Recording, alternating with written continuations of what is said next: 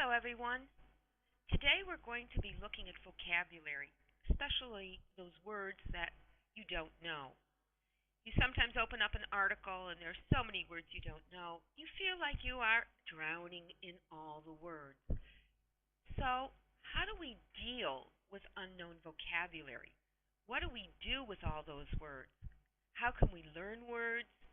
How can we work with words in the articles that we're reading? As you know the situation. There are just so many words, and you look them up in the dictionary, and that takes time. It interrupts reading, and by the time you finish looking up the word, you have forgotten what the whole sentence was about. And you need to go back and read and read again, and it's long and it's sometimes a difficult process. And we as teachers know that, and that's why we give you vocabulary assignments. We give you a list of words for you to learn. They sometimes look like this. You're asked to find the words that are underlined in the text. Pay attention to the part of speech. Is it a noun? Is it a verb? Is it an adjective? Read the sentence and find the meaning of the word in the context of the sentence. And then to write the meaning in the table. And basically, this is what you do. You go to Google Translate, you type the word in English, the first word that comes up, you type it in, and you're done. But did you get the right meaning for the context? How much have you learned? I don't think you've learned very much from all of that. So what can you do? You have to understand that words need context.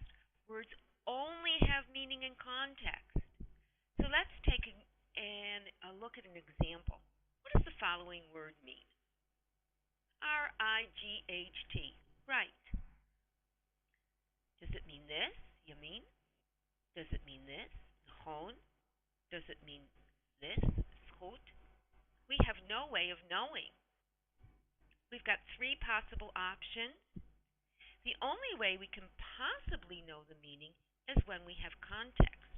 Turn right at the corner. You mean? Yes, I guess you're right. Gewoon. Every citizen has the right to vote. Goed. So we can only understand a word from its context. So if we go back to the word scale, and it came from the article, The Overview of Nanotechnology, and we look here. We live on a scale of meters in kilometers. So it's quite hard for us to imagine a world that's too small to see. So we have to say, what does the word scale mean here? Well, we can look it up and we'll get a whole list of possible meanings from Google Translate or Morphix or any other dictionary we go to. But that's not enough. We need to use the context to create meaning because it's not always possible to find a one word translation for the word. And we could look at it and say, okay, this is what it means. It's not one word. Nimdad lefi. We live on a scale of meters and kilometers. אנחנו גרים בעולם שנמדד לפי מטרים וקילומטרים. So we have to look and use the context in order to create a meaning. I know that's difficult, but not to worry. There are many things that we can do to help us get the right meaning and learn the words. There are different strategies. Sometimes the definition is in the text. We have the word environment. Environment refers to, we know shows us that there's some kind of definition. The influence of the world around us, e.g., family, school, and friends. E.g. is an example. So, environment refers to the influence of the world around us, and we've got the definition of the word. Sometimes we can use the context.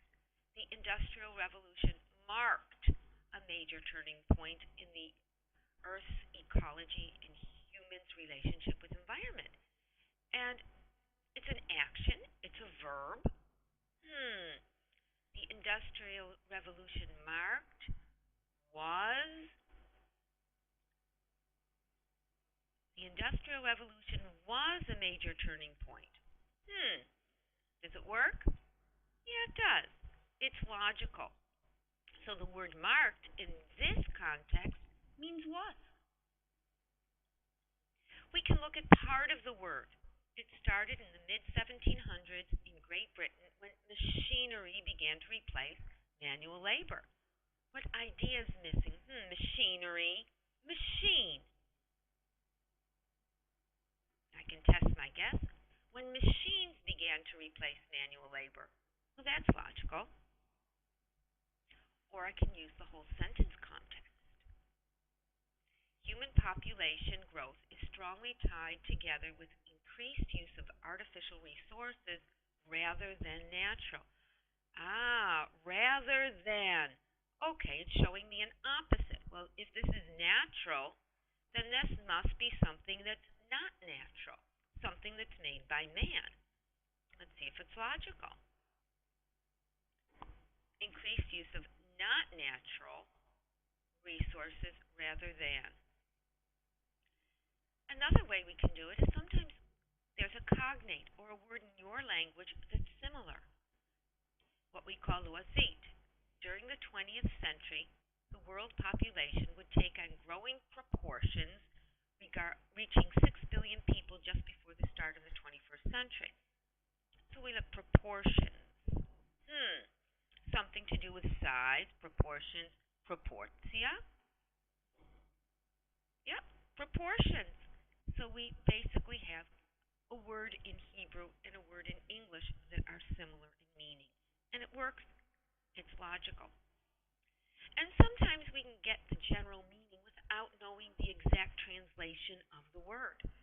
For example, from human development, health, and life longevity to social improvements and the impact on natural resources, public health, energy use, and sanitation, the effects were great. We have an example. It's giving us an example of human development. Okay, I got the point. So I don't really need to know the exact meaning of that particular word. So let's sum up. First of all, let's keep reading because sometimes the definition of the word is given to you by the author. Or perhaps you know part of the word, or you know a word that's similar in meaning. Or you can use the context to make an educated guess. Or sometimes a word is similar in your language, cognate or loisite. And if you get the general idea, continue reading. You can skip the exact meaning of the word. By doing all of these different kinds of exercises and thinking about the word and not just copying and paste, you're helping your brain. Yes, that brain. You get the wheels moving in the brain, and there's a chance that some of those words may actually find a place there and will help you begin to learn them. Because ultimately, the more words you know, the easier it is to read and understand.